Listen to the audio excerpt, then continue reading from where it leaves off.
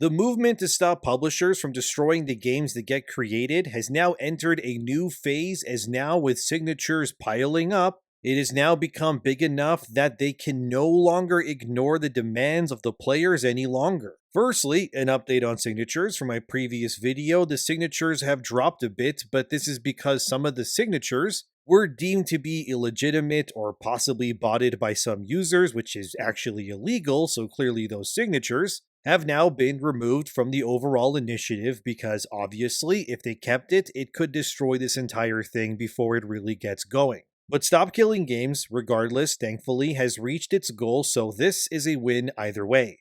However, now that the signatures are at a healthy spot, it has now caught the attention of the European side of gaming publishers. And to say that they're not happy about this whole thing going viral and all that, that is not an understatement. Recently, Video Games Europe, which is a company that is directly tied to the laws and distributions of video games across Europe, obviously, has responded officially to Stop Killing Games, and here's what they said. We appreciate the passion of our community, however, the decision to discontinue online services is multifaceted, never taken lightly, and must be an option for companies when an online experience is no longer commercially viable. We understand that it can be disappointing for players, but when it does happen, the industry ensures that players are given fair notice of the prospective changes in compliance with local consumer protection laws. Private servers are not always a viable alternative option for players, as the protections we put in place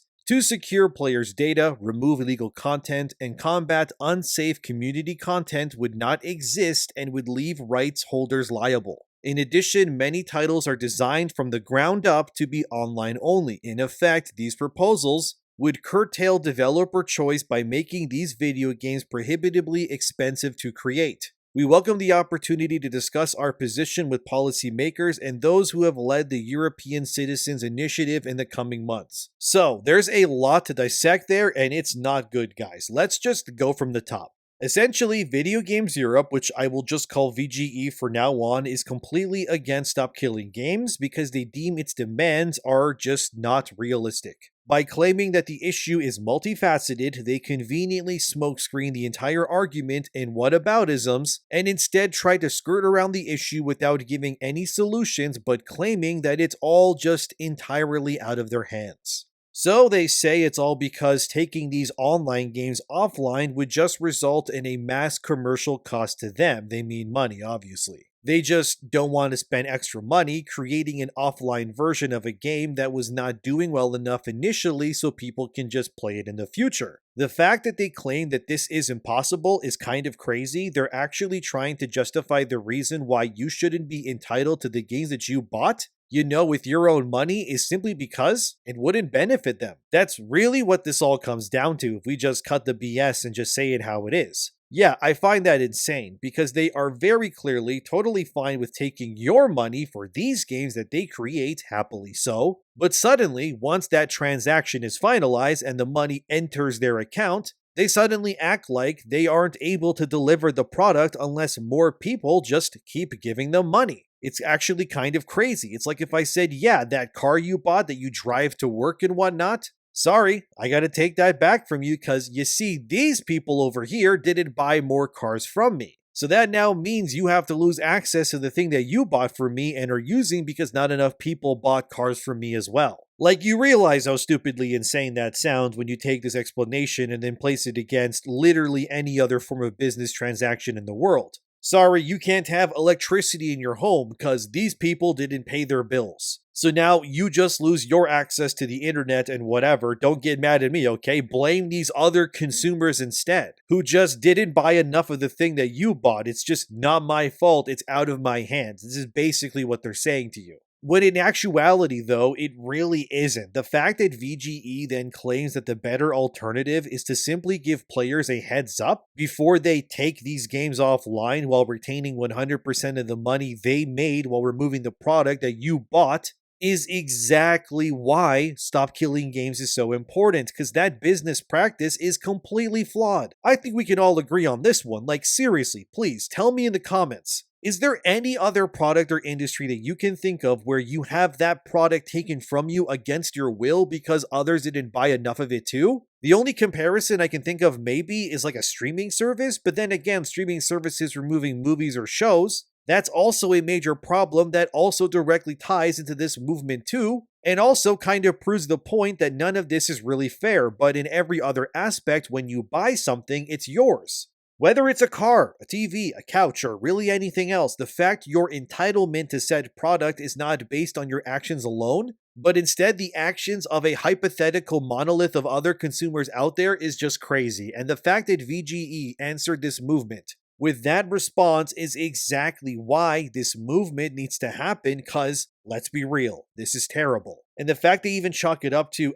this needs to happen because us taking the game you bought from you is actually just us protecting you via the laws is crazy. What are you protecting me from in this instance? The only thing you're protecting is your ability to keep the money I paid for a game that you removed is all. These so-called consumer protection laws are misnamed if you ask me. They're publisher protection laws in actuality, and they have nothing to do with the well-being or desires of me or the people watching this video, and then some. None of this protects us. I want to use a game that is not wholly online to exactly express what I mean here and to tell you that it's not just online games that are affected by this. So, did you guys ever play Transformers Fall or War for Cybertron? I thought those games were excellent. Personally, I found those two games to be the best Transformer games ever made, and I love them so much. Even the online component to those games as well was really fun to play too. But I lost countless hours customizing my Transformers and joining the campaign that it had as well. I would tell you that you should go try it out, but you can't anymore. You see, both of these games were re-released on PS4 and Xbox One and so on a few years back. They originally came out on PS3, Xbox 360, and then some, in case you didn't know.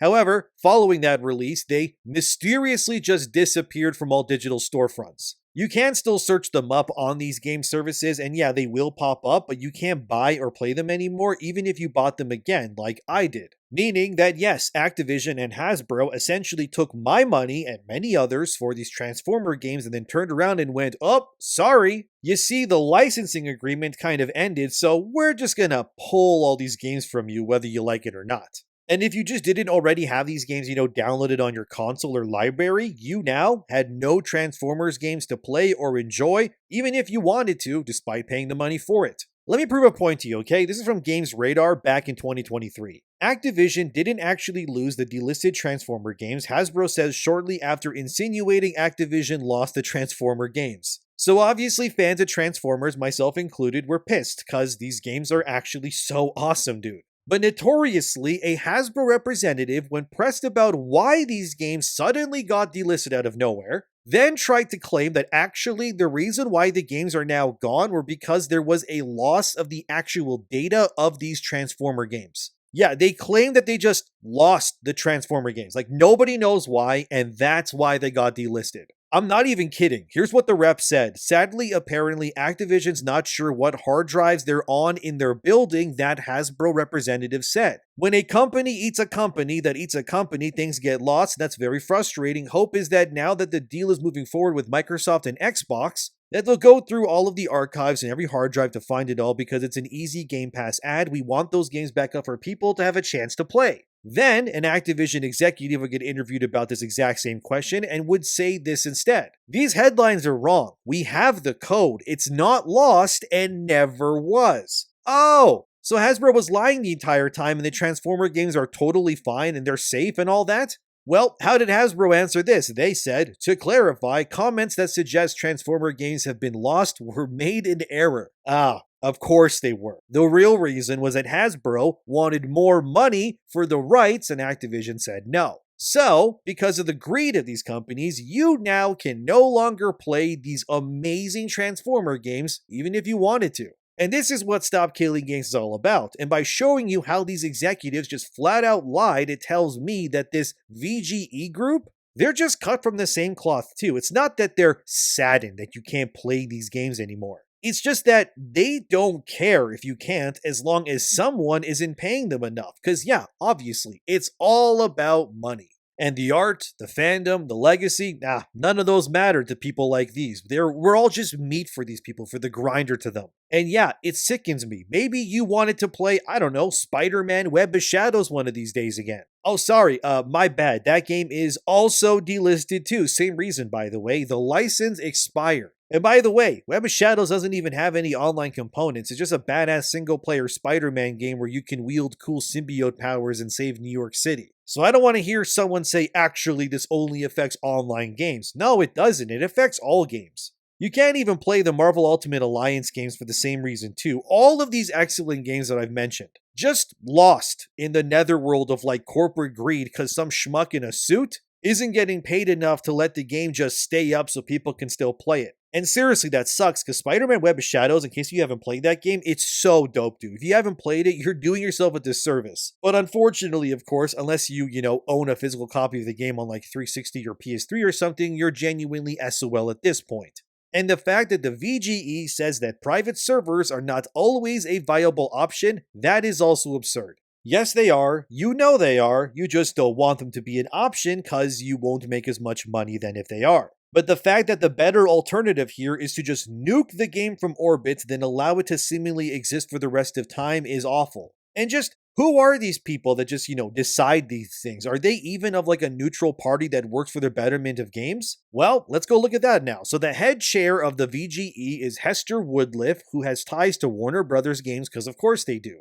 And I'll look at the rest of the board who's against this as well. Epic Games, Electronic Arts, Activision even. Who else do we have? Embracer, Microsoft, yeah, they just laid off 9,100 people, by the way. Nintendo, Sony, Take-Two, Ubisoft, for crying out loud.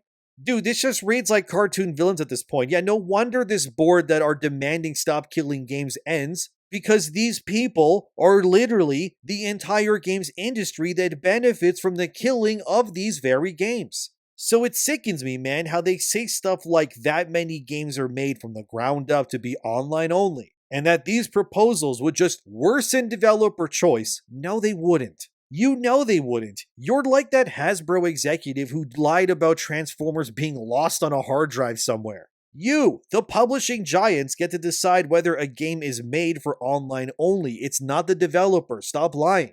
Don't try to gaslight me and others into thinking that the reason why some games are always online is because the developers wanted it that way to begin with. No, your investors and your shareholders wanted it that way so that you could force microtransactions and more into your products. And you did that so you can make as much money as possible while also conveniently giving you and the other suits an easy kill-all option that you could pull at any given time that you wanted so that you could pull the game, once it stopped making the money that you wanted from it. So you could stop paying to keep it alive while also keeping all the money that you made off with it. It's so gross, man. And like I showed you with Transformers and Spider-Man, these games have robust single-player campaigns. Yet you can't play either of them digitally on most storefronts unless, again, you own a physical copy of these games. This is so anti-consumer, it's insane. And the fact that they're trying to say, well, the way these games work is out of our hands anyways. We can't make them work because they're made from the ground up to be digital only. Yet they, of course, leave out the fact that it's because of them these games are forced to be online only to begin with. Transformers doesn't need to be online only, it has a single player campaign. You suits just use this as a convenient gaslighting material thing to get your way in the end like you always do. This entire mission statement, I'm not kidding you, it reads in such a way that these executives are just hoping that you're all too stupid or bothered to think critically about any of this. And then they try at the end there, which reads that these games would become too expensive to make if Stop Killing Games got its way. Are you kidding me? The games being made, their budgets are finalized by you, the suits, not the developers. Don't lie to me again. You know these developers need to go to you to say, hey, we need this amount of money to make this game. And then you go, actually, we could only give you this much. And then you sign a check and whatever. It's not up to the developers, and you know that. Again, these people lie and try to shift the blame to make themselves seem like they're the ones who have their hands tied. So tell me this then, okay? If the developers can't decide anything on games, and neither can the publishers who pay for these games and then some, then who exactly is paying for these games to get made in? Like, who's doing it? The mole people? Aliens? Who's the top dog here that is giving games these overbloated budgets and then complaining that they're too much money to make them? Because it has to be someone. And my guess, it's probably not aliens, but a bunch of people who don't play video games in the first place that have investors and whatnot who all sit in a room with various Zoom calls in the background saying, okay, we're going to make this and give this much money to make it. And it's also these publishers that time and again have insanely high expectations for their games. Like, did you know? This is crazy. Let me show you guys something. As seen here from TechSpot, Electronic Arts has set a goal for the next Battlefield game to hit 100 million players. And it also has a budget of roughly $400 million in total as well. Why are they spending more money making a Battlefield game than it took to make like Avengers Endgame? So let me get this straight. You guys have the money to blow to make a new multiplayer shooter game, but you don't have the money to keep games from being delisted. This is incredible to me. Also, can we just like circle back to that number for a second? 100 million players is what EA wants for the next Battlefield. Are they crazy? Not even Call of Duty or Fortnite reaches numbers anywhere close to that, and they have robust free platforms for like years now. Where are these 100 million players supposed to be coming from? Mind you, the entire Battlefield series. In case you don't know, it debuted in 2002. It has amassed somewhere around 88 million copies sold for the entire franchise. So EA wants this next Battlefield game that costs $400 million. Oh my god, dude. To reach a higher player count than every single other Battlefield game ever released combined, by the way, and then some in this one game. Talk about setting yourselves up for failure there. And what happens when this next Battlefield, I think it's called Battlefield 6 right now, but I don't know if that's the official name. It may end up being something else, but whatever. How is it going to reach this insanely bloated number? And what happens then? You're going to lay off employees if it doesn't hit that? Say DICE failed because they didn't reach your insanely high expectations that obviously make literally no sense from a player standpoint. And what happens in, I don't know, 5 years from now when this Battlefield game can't maintain your projections? Are you just going to kill this game too? Like you have so many others in the past and studios as well, because EA has killed so many, dude.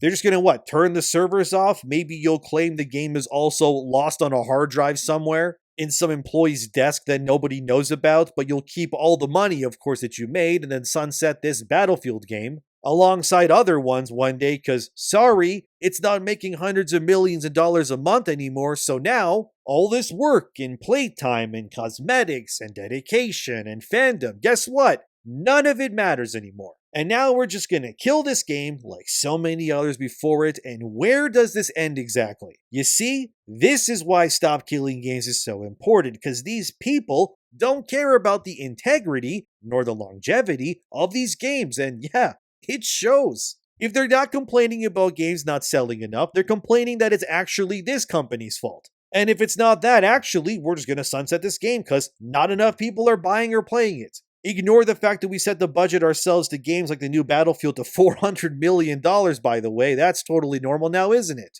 Like, look at what that same TechSpot article said about this new Battlefield's expectations. Several Electronic Arts developers who have worked on the project expressed concerns that the company is setting an unrealistic goal by targeting 100 million players, a figure significantly higher than what any previous title in the franchise has achieved. Yeah, unrealistic is not really the word I would use. I would probably say absolutely knocking futz is more appropriate here. They even say, as seen here, that the previous Battlefield hit 22 million players, and the most successful Battlefield, which was Battlefield 1, hit roughly 30 million players. So EA wants this next one to hit basically a 300% influx of players, otherwise they're going to be disappointed, and then lay off a bunch of developers who are working their cheeks off to meet the demands of these people who don't even play video games anyways. And yet, EA is also a part of that same council that again said Stop Killing Games is being unrealistic. What are we doing, guys? What is happening? The industry is like a string now.